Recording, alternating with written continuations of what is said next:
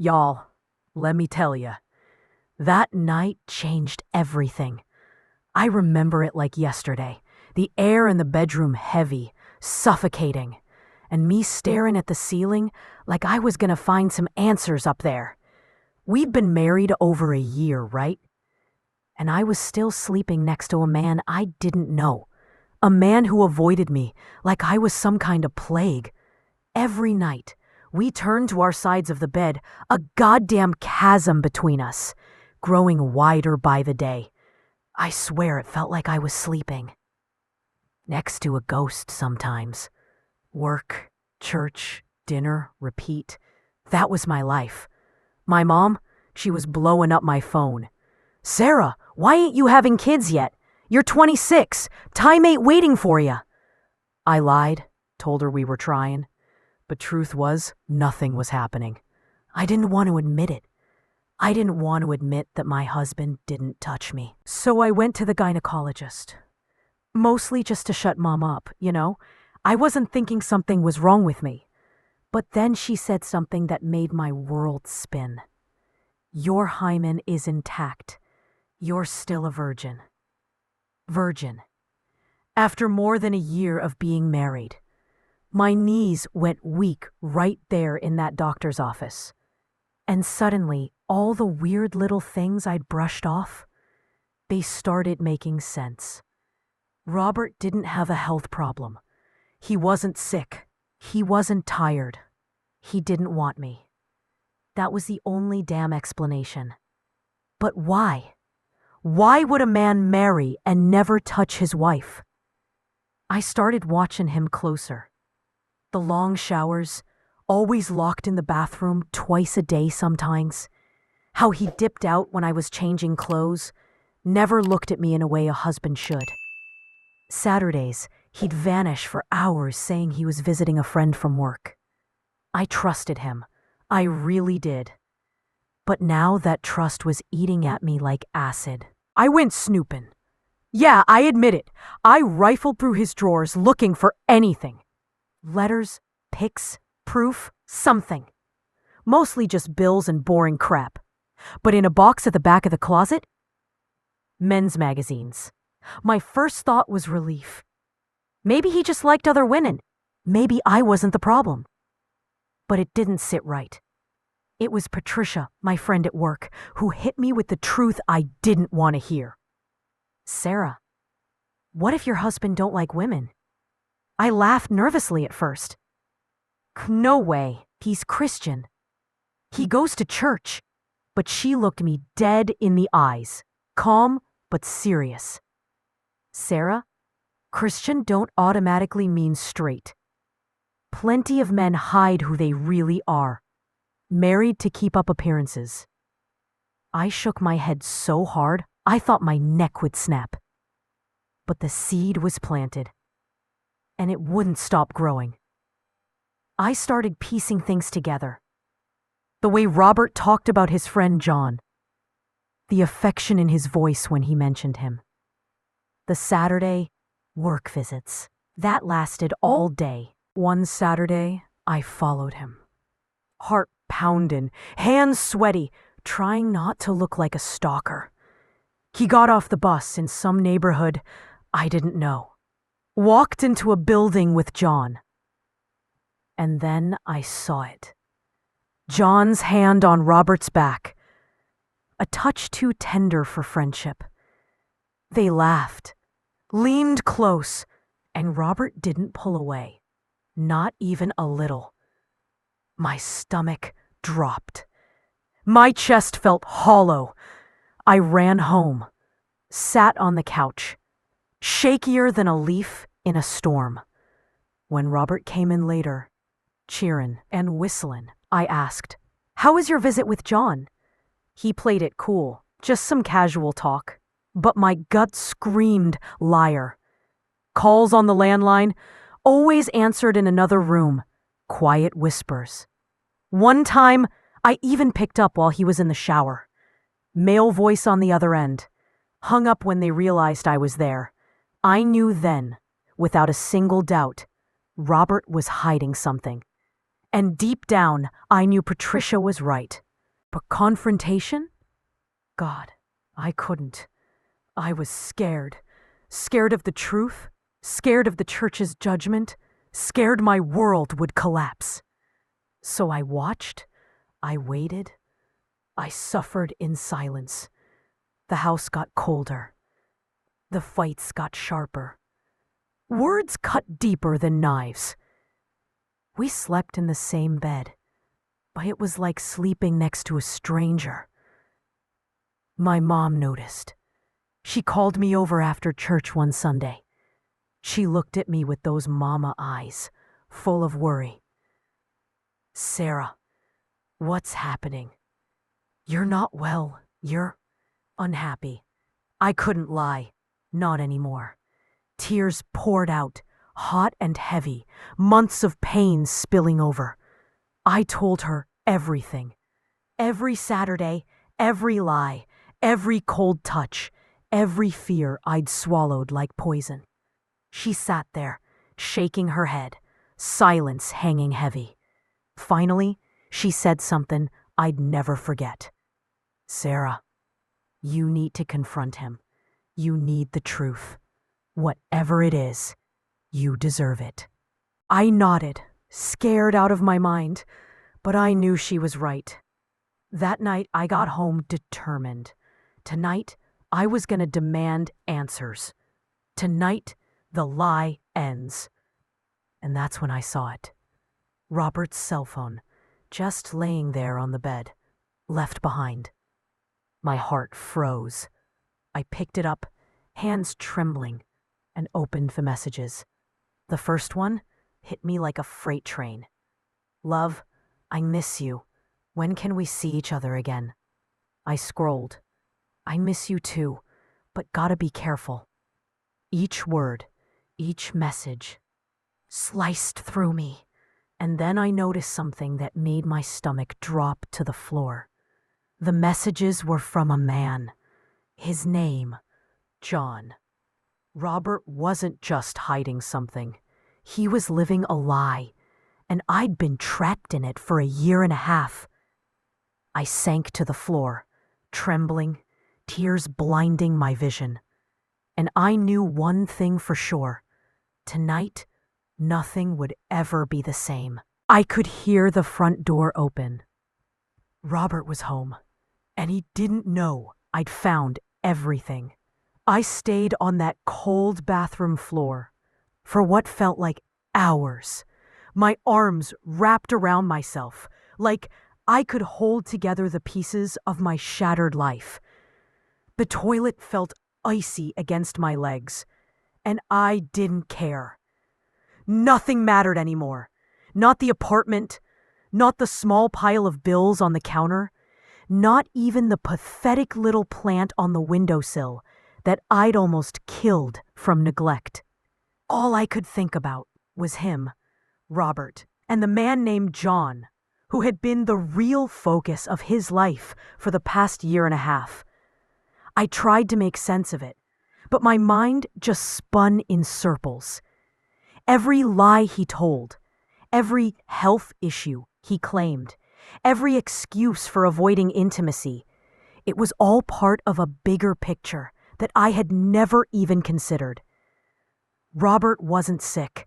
He wasn't broken. He was gay. And worse, he had used me, paraded me in front of church folks, and let me live in this illusion while he lived the life he actually wanted with someone else. My stomach churned as I realized just how much of myself I had given away for someone who never truly wanted me. When I finally managed to stand, my legs felt like they were made of jelly. I splashed cold water on my face, hoping the shock would help me think straight. But all it did was make my tears sting even more. I looked in the mirror and barely recognized myself. That girl staring back at me, pale and drawn, with red-rimmed eyes, wasn't the Sarah who had walked down the aisle that sunny afternoon 3 years ago. That Sarah had been full of hope, full of love, thinking she'd married a man who loved her. Now, she looked like someone who had been through a war and lost every battle. Robert's phone was still lying on the bed, innocuous and quiet, but it held all the evidence I needed. I went back into the bedroom, sat on the edge of the bed, and picked it up again.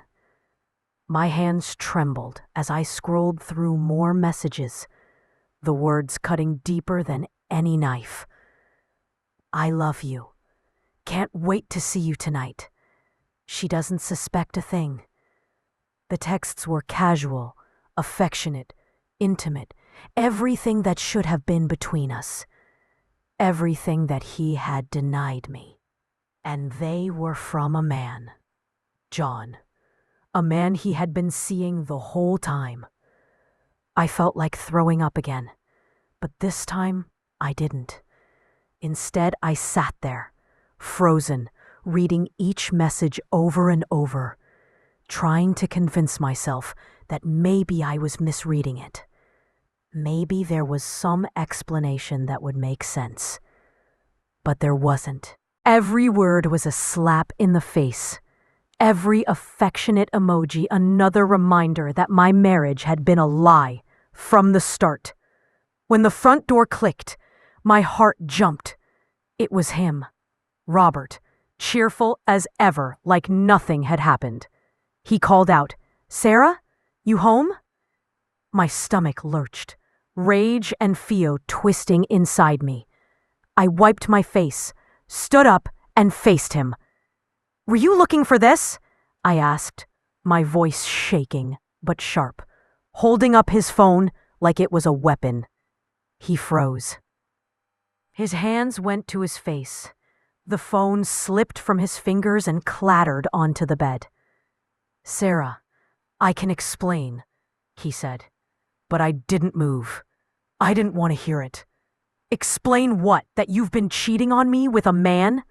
That you've used me as a cover for your real life?"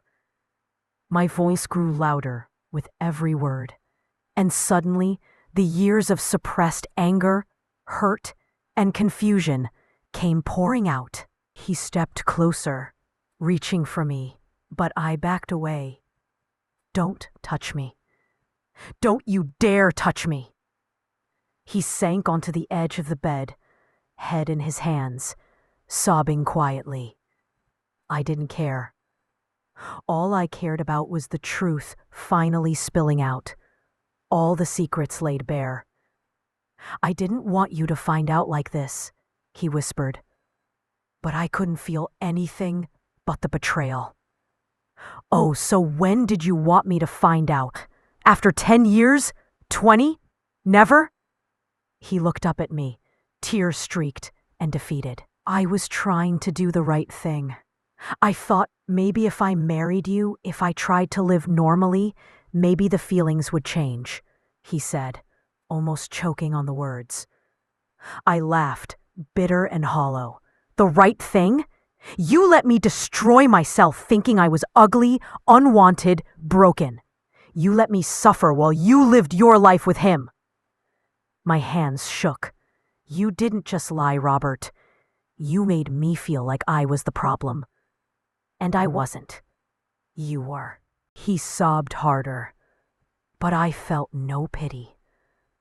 All I felt was exhaustion, grief, and an almost physical ache in my chest.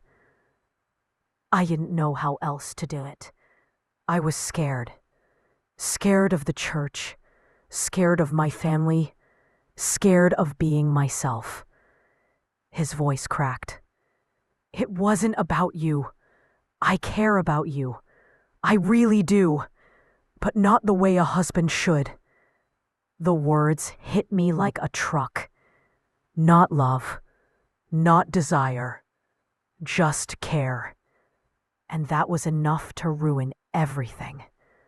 I felt my knees weaken. 3 years. 3 years wasted in a marriage where love was never real. I felt like screaming, like punching him, like breaking everything around me. But I didn't. I just stood there, breathing heavily, trying to keep myself together. "You need to leave," I said finally, my voice calm but ice cold. He blinked, startled. "We can talk," he said. I shook my head. "No, there's nothing to talk about. You lied. You deceived me. You used me. Get out." I wanted him gone. Wanted this nightmare to end. He started gathering his things in silence, moving like a ghost through the apartment. I watched him, the man I once loved, reduced to a shadow of shame and fear, trying to apologize for the irreparable. As he reached the door, he paused. "Sarah, I'm sorry. I wish I'd had the courage to be honest from the start. It would have saved us both so much pain." I didn't say anything. I just closed the door behind him. And then, finally, I collapsed. Not on the floor this time, not on the bed. Just sat there, shaking, crying like I hadn't cried in years. For the lost time, for the innocence destroyed, for the girl who thought she'd married love and had gotten betrayal instead, for the life I thought I had, for the dreams I thought I'd live. I cried until my voice gave out and my body ached. Later, when the apartment was quiet, I sat on the couch, staring at the phone, at the messages, at the shattered remnants of my life. It was over, finally. ... The truth was out. And even though it hurt like hell, even though my heart felt like it had been ripped out, there was a strange clarity in knowing. I wasn't crazy. I wasn't broken. I wasn't the problem. Robert was. And now I could finally start thinking about me. About who I was, what I wanted, and how I was going to survive. Because survive, I would. I had to. The first night after Robert left was the loneliest night I'd ever experienced. I sat in that apartment, staring at the ceiling, my body numb, but my mind spinning like a carnival ride on steroids. The bed felt huge and empty, the silence deafening. Every corner of that apartment screamed his presence, his lies, his deceit. I didn't know if I was more angry, more hurt, or just completely broken. But beneath all that, a tiny, stubborn spark whispered, "You're still here, Sarah.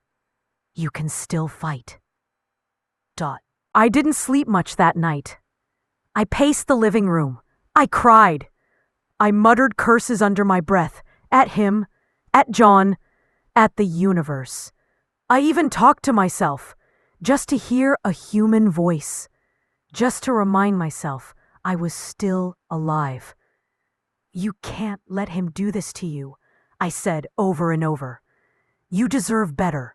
You always deserved better." By the time the sun started peeking through the blinds, I was exhausted, pale, and raw. But a strange sense of clarity had begun to creep in.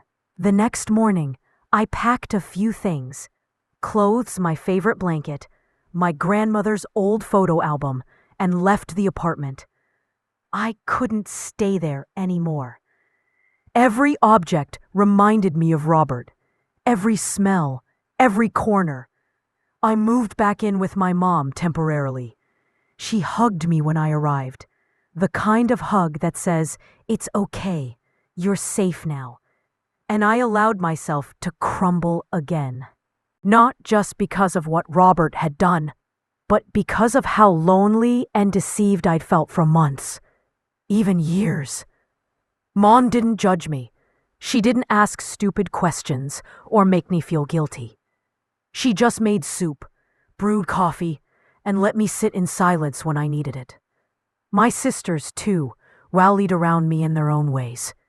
Julia, the youngest, sat for hours on the couch with me, telling dumb jokes and stories that made me snort and forget the pain, if only for a little while. Fern, the practical middle sister, handled the divorce paperwork like a ninja, getting things signed, filed, and handled with zero drama. I had never been so grateful for family.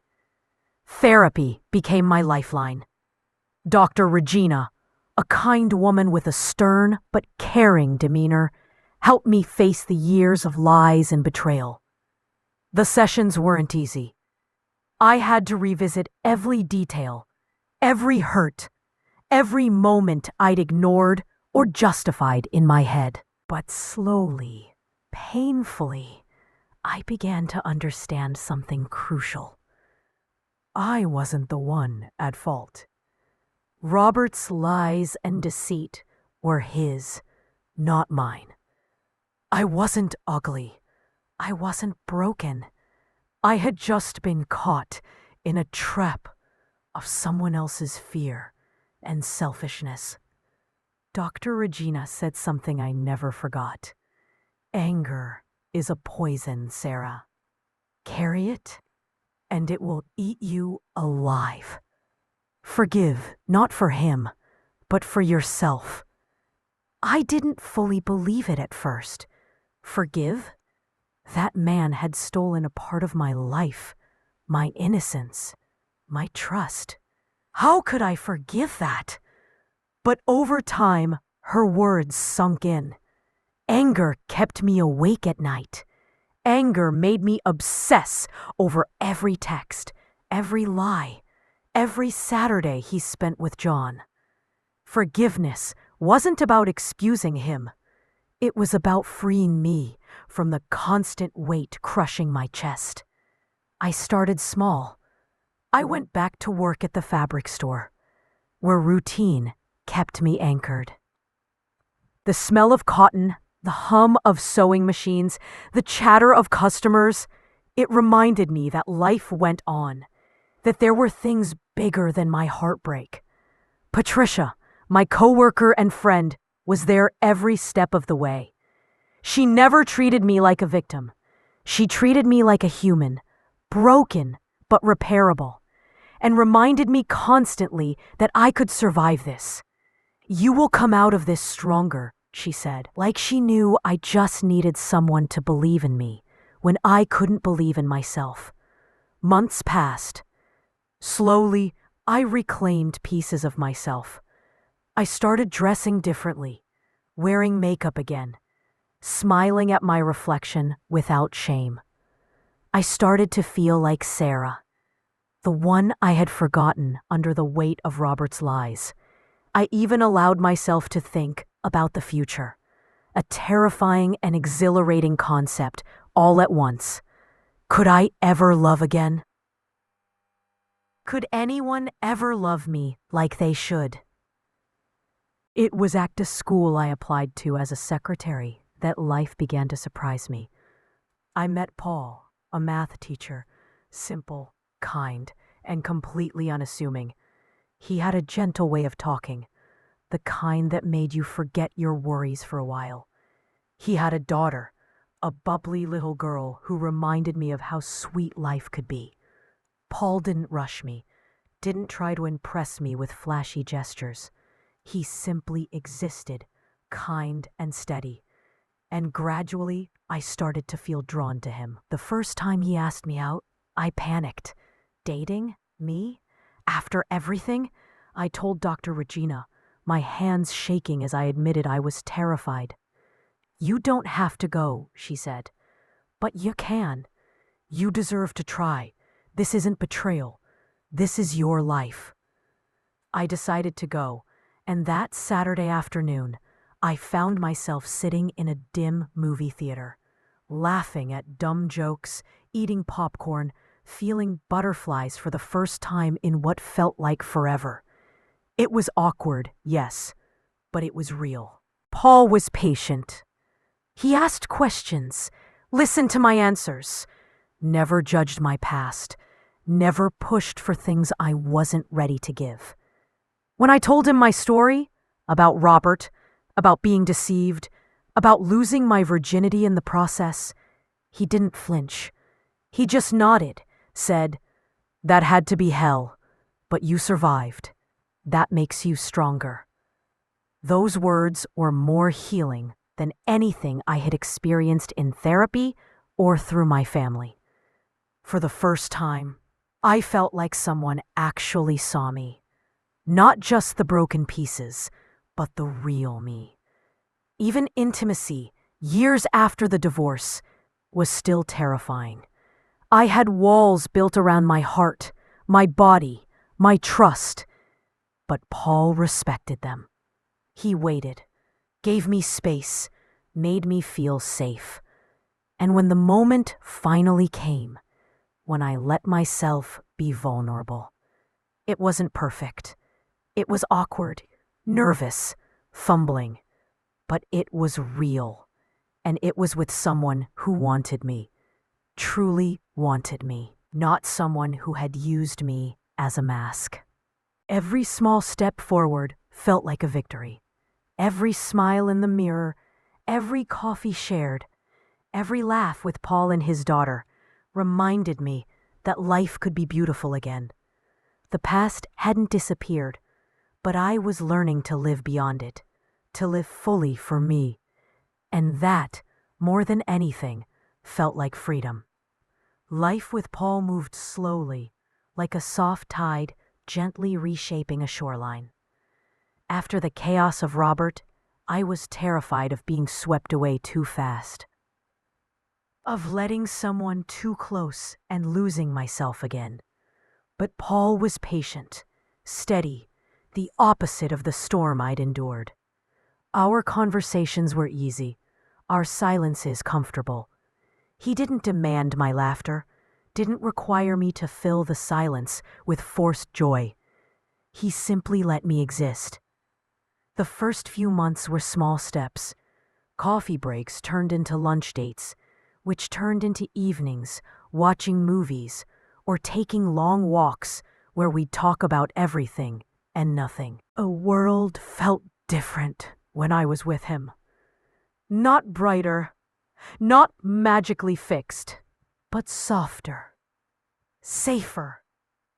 And little by little, I started to feel like Sarah again.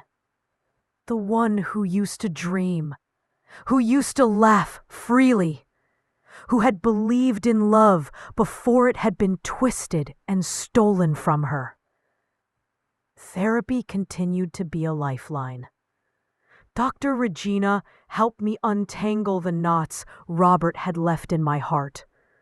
I worked through guilt, anger, shame, and fear, learning that they weren't mine to carry. I learned to set boundaries, to recognize what I deserved, to refuse to settle for crumbs.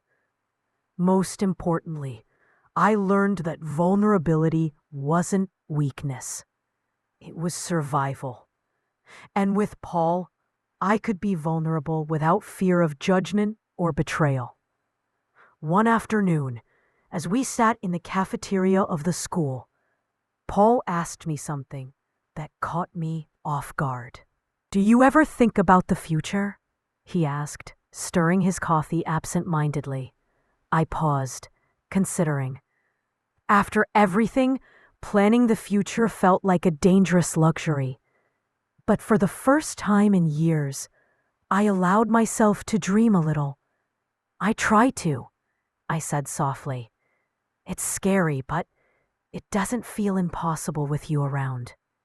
He smiled, the kind of smile that reaches your chest and settles there, warming you from the inside.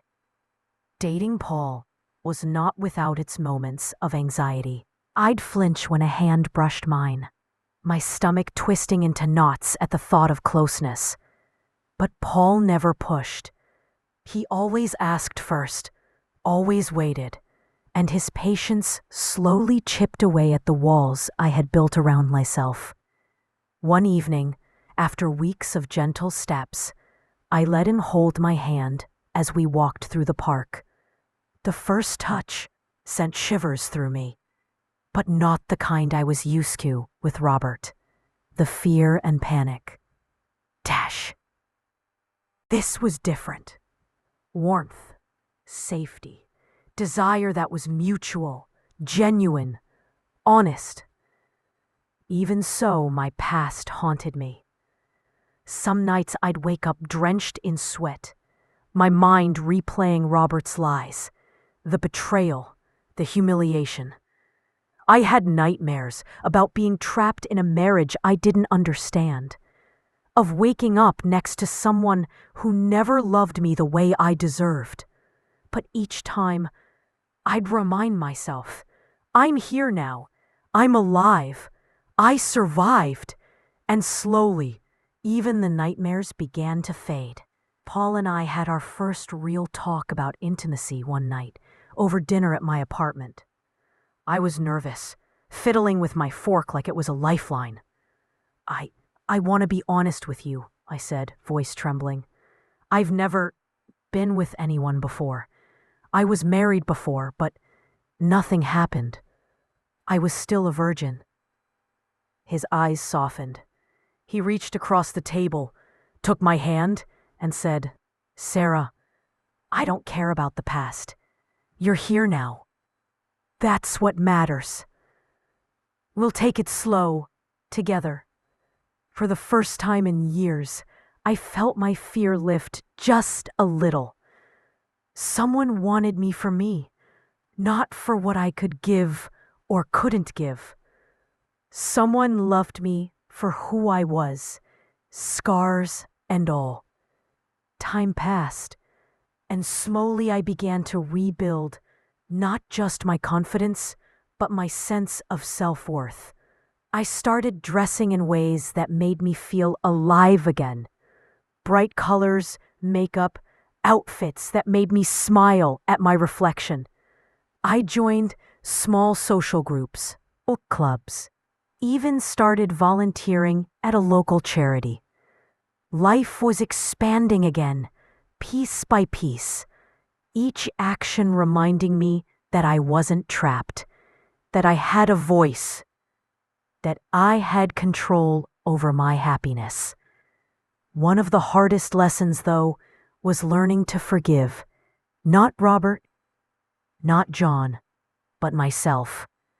For a long time, I blamed myself for not seeing the signs, for trusting Robert, for believing in a love that didn't exist. But Dr. Regina reminded me, Sarah, you didn't fail. You survived.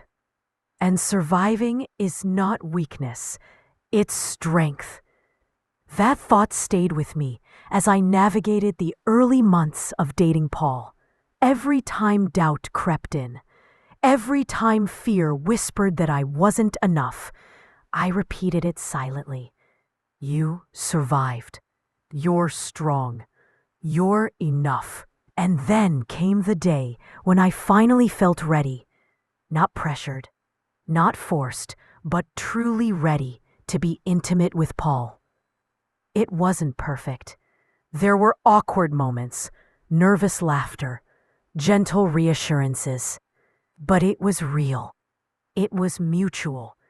It was love expressed through trust and desire, not duty and deception.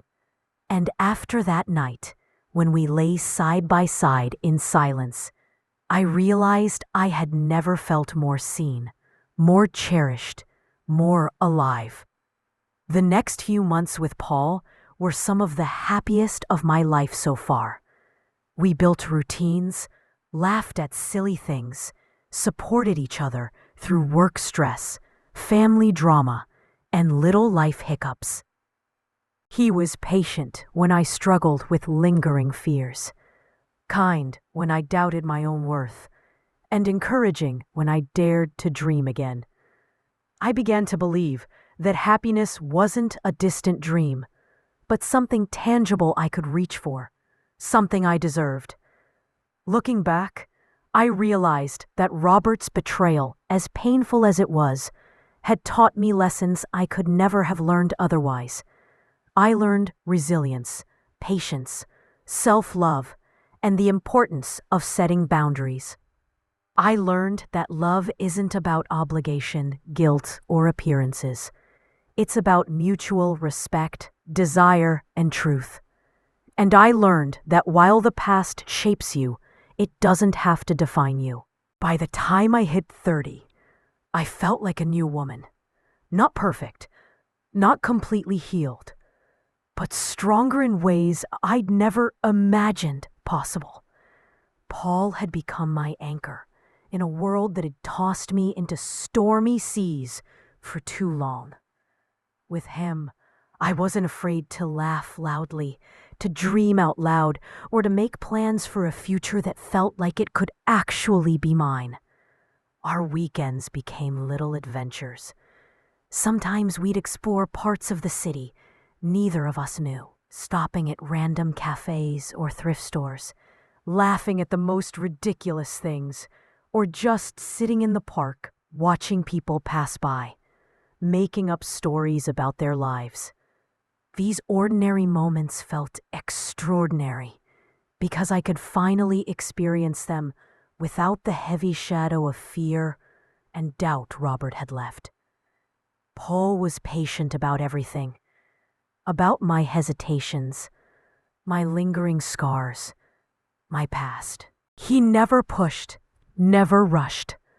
One Sunday afternoon, as we walked along the boardwalk by the river, I confessed something I hadn't said to anyone before. "I still get scared sometimes," I whispered. "Not scared of you, but scared of trusting anyone fully again. I don't want to feel that kind of betrayal again." He squeezed my hand, warm and reassuring, and said, "Sarah, it's okay. I get it, and you don't have to rush. We'll face it together, one step at a time." Work continued to give me structure, but it was Paul who made me feel alive outside of responsibilities. He encouraged me to try things I'd avoided for years: art classes, social outings, even small trips. At first, my heart would race with anxiety at the thought of leaving the comfort of routine. But I started seeing the world as a place I could enjoy, not just survive.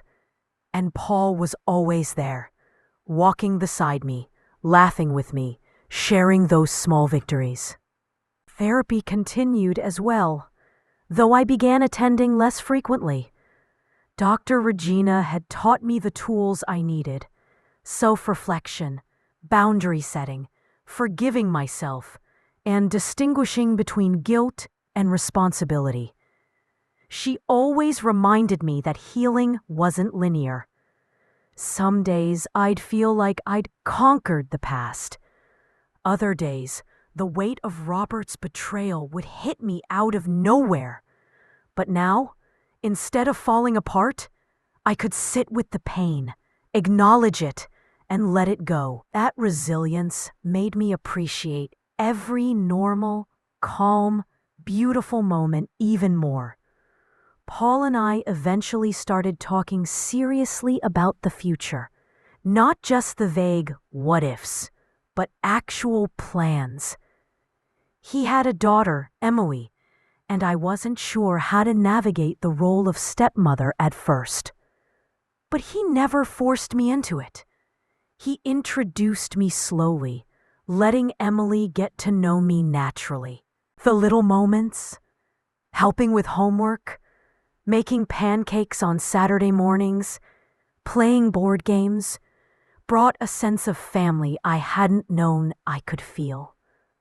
Emily didn't replace the family I'd hoped to have with Robert, but she filled a space in my heart I didn't realize had been empty for so long. We even started talking about marriage again. But this time, it wasn't rushed. It wasn't about appearances or obligation. It was about choice, about love that was real, honest, and mutual. One evening, Paul invited me over after work and had a small candlelit dinner set up in his apartment. He looked nervous, but in that warm, genuine way that always made me smile.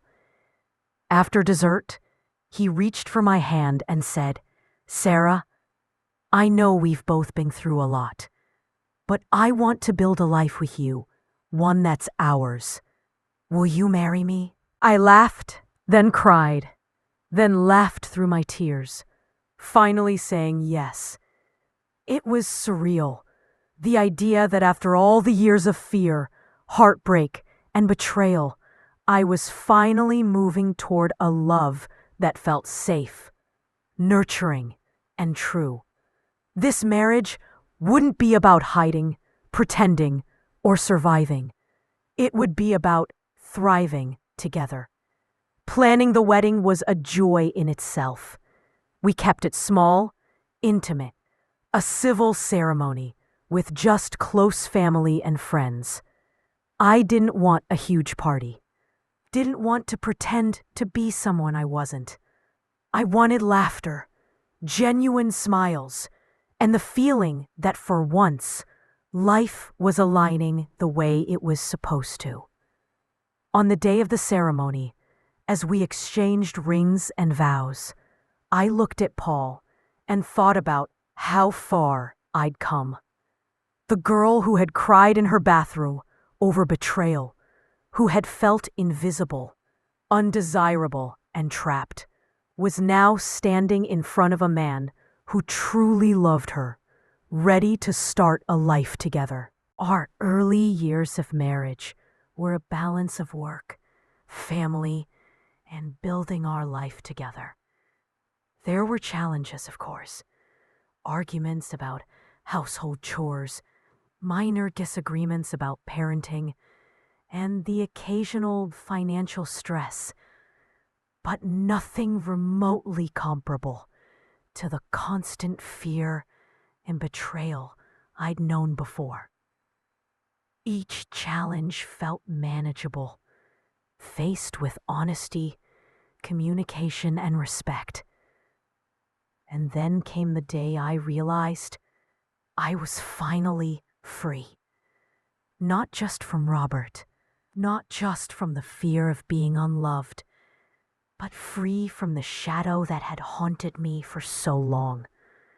I could look in the mirror and see a woman who had survived everything life had thrown at her, who had rebuilt herself piece by piece, who had refused to settle for less than she deserved. I wasn't perfect, but I was resilient. I wasn't untouched by pain, but I was whole in ways I never thought possible. Life with Paul taught me about genuine intimacy, not just sexual, but emotional. About laughing until your stomach hurts, about crying without shame, about holding someone's hand and feeling truly connected. It reminded me that love could be real, that marriage could be a partnership, and that a woman's worth was never defined by the lies or betrayals of someone else.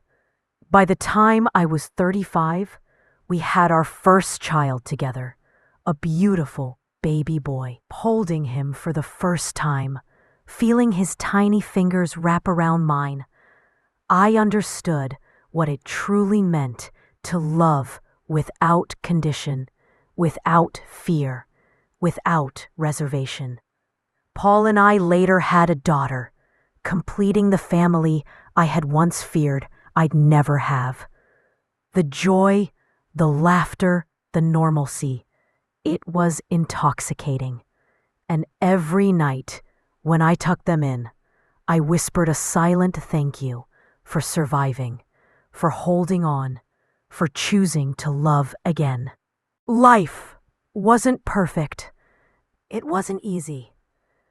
But for the first time, it felt authentic.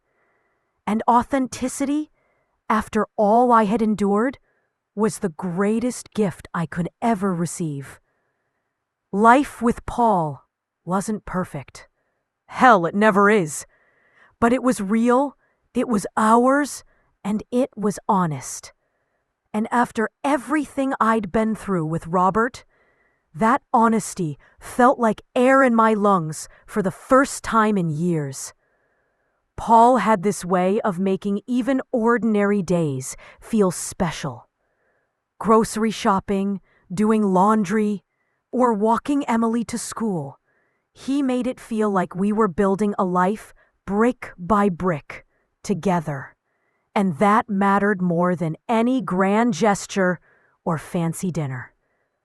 One afternoon, a few months into our marriage, we were sitting on the porch sipping coffee when I caught myself staring at him. His hair was thinning, his jeans a little faded, and there were laugh lines around his eyes that hadn't been there before. And yet, I thought, God, I love him. Not the fluttery, can't live without you kind of love I'd been sold in movies or church sermons, but a steady, grounding love that made me want to be a better woman, not just for him, but for myself. That day, I realized I'd finally learned what real intimacy meant. Not just the physical kind, but trust, patience, vulnerability, and partnership. Paul never made me feel rushed. We took things slow, even when it came to sex. My past had left scars deeper than I knew, and intimacy had always been wrapped in fear for me. But with Paul, it was different. He'd hold me when I shivered, whisper reassurances when my mind spiraled, and let me take the lead when I needed to. I remember our first night together, really together, as something awkward and clumsy, but also gentle and loving. I was nervous, trembling even, but he kissed me softly, holding me like he'd been waiting his whole life to be gentle with me. And in that moment, I realized something important. It's not about rushing or about comparing to anyone else. It's about connection, about feeling safe enough to finally let someone in. As the years passed, our life became a rhythm that felt both comfortable and alive. We had our ups and downs, of course. Paul had days where he'd be grumpy or stressed, and I had my moments where old fears and insecurities crept up. But the difference now was we faced it together. We argued, sure, but we made up. We planned, we laughed, we cried. And in all of it, I was learning something I hadn't before, that love isn't a fairy tale. It's messy, complicated, and sometimes downright frustrating. But it's worth it when it's real. Raising Emily and later our 2 children together was a challenge I welcomed. I had spent years feeling like motherhood was slipping through my fingers, being robbed by a man who never wanted me. Now I was finally getting to experience it fully. Paul and I shared parenting duties, celebrated little milestones, and comforted scraped knees or broken hearts. I learned patience I never thought I had, strength I didn't know existed, and a joy that made all those lonely, broken nights with Robert feel like shadows that couldn't touch me anymore. Through all this, therapy remained part of my life, though less frequent. Dr. Regina was still my anchor when the past crept in uninvited. She reminded me that healing isn't linear, that scars are part of our story, and that moving forward didn't mean forgetting. It meant learning to live without being chained by anger, guilt, or fear. And she was right. I could look back at Robert's betrayal without rage consuming me. I could acknowledge the pain, the lies, the loss, but still choose to embrace life fully. That was liberation I never imagined I'd feel. One day, I ran into Patricia at a local cafe. We hugged tightly, laughing about old times, sharing updates about our lives. When she asked about Paul and the kids, I felt this warm, glowing sense of gratitude that I hadn't felt in years. "I'm happy," I told her. "Truly happy." She smiled knowingly. "Took you long enough, girl." And I laughed. A deep belly laugh that came from a place of real contentment, not just relief. It felt good to say it, to admit it, to really mean it. Paul and I had learned to navigate life's challenges as a team. There were moments of doubt, of worry, of fear, but we faced them together. There was a time our car broke down on a highway in the middle of a rainstorm, and instead of panicking like I would have with Robert, I found myself laughing with Paul under the drizzle, holding hands, figuring it out together. There was a small but profound difference in life when you have someone who truly sees you, knows you, and wants to work through problems with you instead of hiding from them. I also learned to embrace my own identity outside of marriage. After Robert, I'd spent so much time trying to please, to fit, to survive. With Paul, I rediscovered who I was, my interests, my quirks, my passions. I took up painting, something I always wanted to try, but felt silly attempting. I joined a local book club, made friends who didn't judge me, didn't pity me, just loved my company. I learned that self-love wasn't selfish, it was essential. Loving yourself fully is the only way to fully let someone else in. And yet, there were moments when the past whispered. When I saw a woman walking with her husband in the park, laughing freely, I sometimes felt a pang of sorrow for the years Robert had stolen from me. But those moments were fleeting. I reminded myself that I had survived, that I had rebuilt, and that those lost years had taught me lessons I couldn't have learned any other way. They had taught me about resilience, about patience, about recognizing the difference between love and convenience. By the time I was in my late 30s, I could honestly say I was living a life worth loving. I wasn't perfect. Paul wasn't perfect. But together, we created a world where honesty, respect, and affection ruled. A life where intimacy wasn't forced, where laughter wasn't hidden, and where love was felt in the smallest gestures as much as in the grandest moments. I realized that happiness doesn't come from avoiding pain. It comes from surviving it, learning from it, and choosing to love again. Looking back, I understood that the betrayal with Robert had been a painful teacher. It had forced me to confront my insecurities, to navigate fear, and ultimately to reclaim my worth.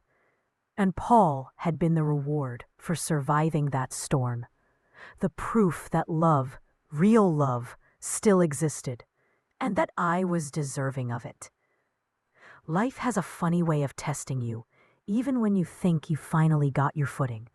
I had spent years building a life I loved, a family I cherished, and a marriage that felt real and honest.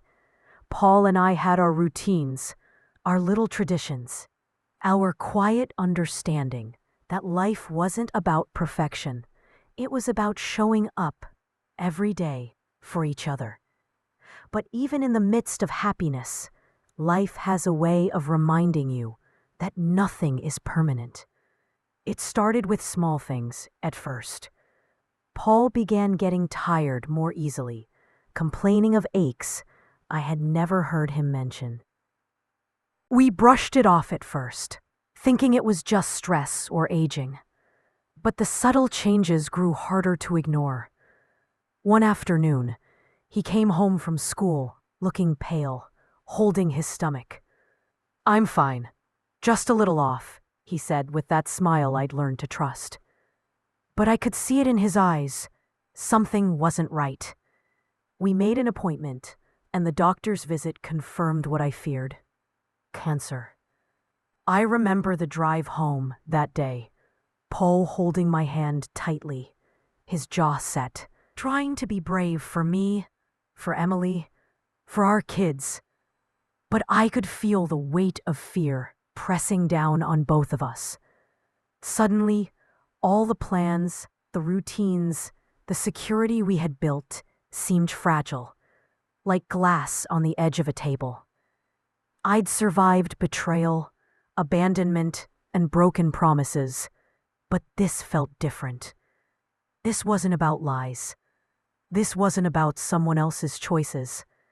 This was about facing mortality together. We fought it, of course. We researched. We tried every treatment plan the doctors suggested. We clung to hope like it was oxygen. Paul was strong in ways I hadn't known he could be. Even on the bad days, when his body weakened, when the chemotherapy made him pale and exhausted, he was gentle with me, patient with the kids, and still found ways to make us laugh. I realized then that love isn't just about the good days. It's about being present through the darkest ones, holding each other steady when the world feels like it's falling apart. I watched him fade slowly, painfully.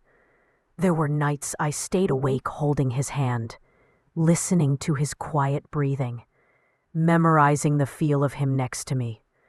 Every laugh line, every crease around his eyes, every tiny scar or mark became a treasure I wanted to hold on to forever. And yet, even as I mourned the inevitable, I felt an overwhelming gratitude. I had loved, truly, completely. I had been seen, desired, and valued. That was something Robert never gave me. That was something I almost didn't think I'd ever get. The day Paul passed was quiet. No grand drama, no desperate last words. Just a soft, steady exhale, and he was gone. I sat by his side, holding him, and whispered the words I had been saving for years. Thank you. Thank you for loving me. Thank you for letting me love you. And in that moment, I felt a mixture of grief and relief. Relief that his suffering was over. Relief that we had truly had our time, even if it was shorter than I wished. And grief. Oh, the grief that came like a storm I could barely survive. The days after his passing were a blur of tears, funeral arrangements, consoling Emily and our other kids, and trying to figure out how to function without him. I remember sitting in the kitchen, staring at the empty chair across from me, and feeling utterly alone. And yet, somehow, I survived. I kept breathing. I kept moving. I kept remembering what Dr. Regina had taught me years ago. Healing isn't about forgetting the pain. It's about carrying it with grace, learning from it, and finding a way to keep going. In the months that followed, I found strength in the little things. I started spending more time with my kids, really listening to them, laughing with them, and guiding them the way Paul and I had always tried to. I threw myself into work, not to escape, but to remind myself that life still had meaning, still had structure, still had purpose. I reconnected with friends I had neglected, traveled a little, and even started painting again. It was therapy of a different kind, a creative outlet that reminded me that joy could exist alongside grief. And then there were the memories, the bittersweet ones that sometimes made me laugh and sometimes made me cry. I remember the first night with Paul, the awkward, nervous kisses, the quiet understanding that it was okay to take my time. I remembered our first date, sitting in that diner with buttered popcorn, laughing at inside jokes no one else would get. I remember the way he would look at me, not with lust or desire, but with a steady, unwavering warmth that told me I was safe, I was loved, I was enough. Those memories became my anchor. They reminded me that love existed, that it was real, and that I was capable of both giving and receiving it. As the years passed, I learned to carry Paul in my heart without letting the grief consume me. I started mentoring younger women at the school, sharing my story in bits and pieces, not to dwell on pain, but to offer hope. I reminded them that it's okay to leave toxic relationships, to demand respect, and to seek happiness, even if it takes time. I reminded them that life is messy, people are flawed, and love is complicated, but it's worth it when it's real. And through it all, I never forgot the lessons from my first marriage with Robert. That pain, betrayal, and deception had taught me resilience, patience, and the importance of self-worth. It had prepared me, in a strange way, to recognize real love when it came. It had shown me that sometimes the hardest trials are necessary for growth, and that even the most devastating experiences could eventually lead to something beautiful. Today, at 59, I can say with certainty that I am whole. I have my children, my grandchildren, my friends, and a life filled with meaning. I have scars, yes, but they are reminders of battles fought, lessons learned, and a heart that survived. I have freedom, not just from toxic love, but from fear, insecurity, and the need for external validation.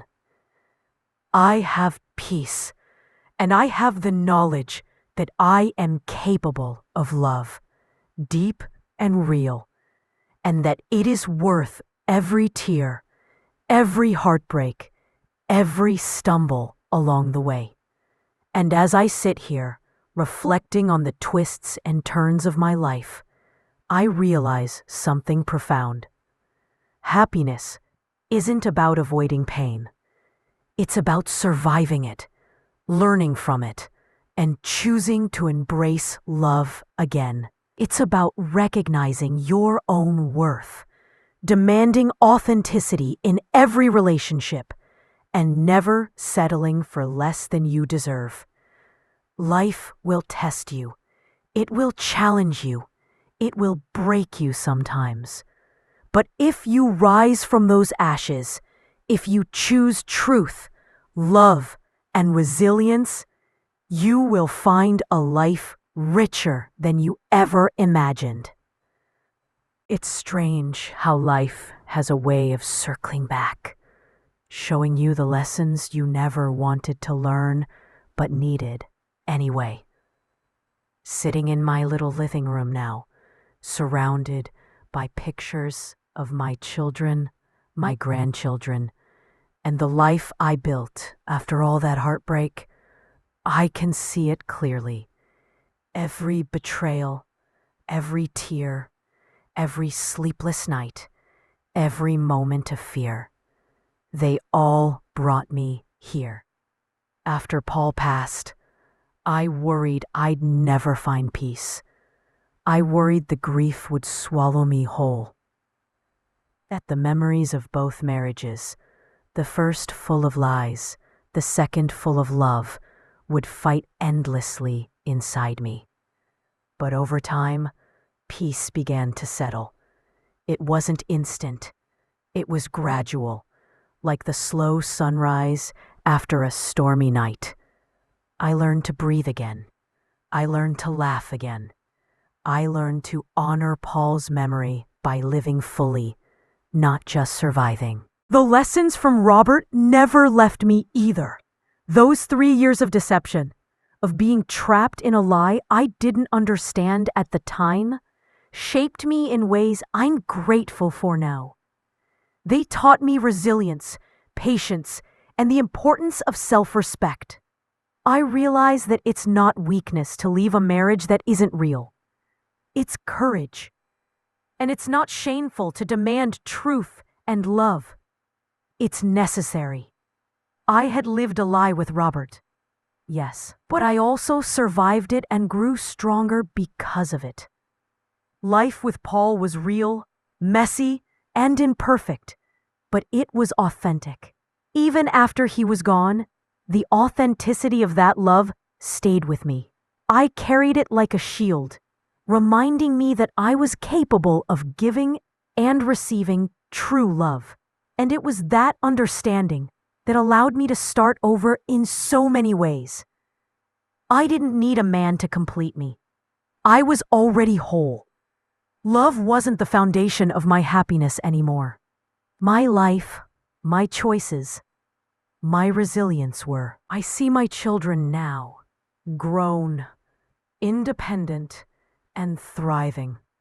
And it fills me with pride. They know the truth of my life, both the dark parts and the light. I told them about Robert, about the lies, and about the importance of living authentically. I told them about Paul, about love that heals, about patience, and about trust. I wanted them to see that life isn't perfect, but it's meaningful when you're honest with yourself and others. There are days when I still think about Paul. I miss him more than words can say. I miss his smile, the warmth of his hand in mine, the way he could make me laugh, even on my worst days. But the grief isn't a chain anymore. It's a thread woven into my life, a reminder of what real love feels like. And oddly enough, I even found myself forgiving Robert completely. Not for him, but for me. Forgiving him meant I didn't have to carry that anger or resentment anymore. I could live freely, unburdened, with a heart open to joy and peace. I've also come to terms with the idea that happiness isn't something you stumble upon. It's something you choose. It's waking up and deciding to face the day, to care for yourself, to nurture the people you love, and to let go of the people and things that hurt you. Happiness is messy, yes, and it doesn't erase the past, but it allows you to carry the past without it defining you. That's what I've learned. These days, I fill my time with things I love: gardening, reading, volunteering at the community center, spending time with friends who became family, and cherishing every hug, laugh, and story with my grandchildren. I'm learning new things, traveling a little, and embracing experiences that scare me in a good way. Every new day is a reminder that life is beautiful, even after heartbreak, even after loss, even after betrayal. And the most important lesson: you have to believe in yourself. You have to trust that you're worthy of love, respect, and truth. You have to know that no lie, no betrayal, no failure defines you. You define yourself through resilience, kindness, and courage. If I can survive Robert's lies, Paul's death, and my own fears, anyone can survive what life throws at them. I tell my story not to seek pity or admiration, but to remind anyone listening that the journey isn't about avoiding pain. It's about facing it, learning from it, and creating a life worth living despite it. If you're stuck in a marriage without love or intimacy, if you feel invisible or unwanted, if you're hiding yourself out of fear of judgment, take courage. Speak the truth. Demand honesty. And never settle for less than the love and respect you deserve. As I look in the mirror today, I see a woman who's lived, who's loved, who's lost, and who's found herself. I see scars, yes, but I see strength even more. I see a heart that survived betrayal, heartbreak, and loss, and still chose to open again. I see a life built not on lies or fear, but on resilience, authenticity, and love. And so, my dear listener, if you take one thing from my story, let it be this: you are stronger than you know. You are worthy of truth, love, and happiness. Life may throw darkness in your path, but you can rise from it, stronger, wiser, and more beautiful than before. Don't be afraid to demand honesty, to leave what doesn't serve you, to embrace your freedom, and to live your life authentically. Because when you do, the world opens up in ways you never imagined. Thank you for staying with me through this story, through the pain and the healing. If my journey has given you hope, strength, or courage to face your own challenges, please hit that subscribe button. Stay connected, because there are more stories of survival, resilience, and empowerment to share, and you deserve to hear them. Remember, the power to start over, to forgive, and to thrive is always within you. Keep going, keep believing, and always, always choose truth.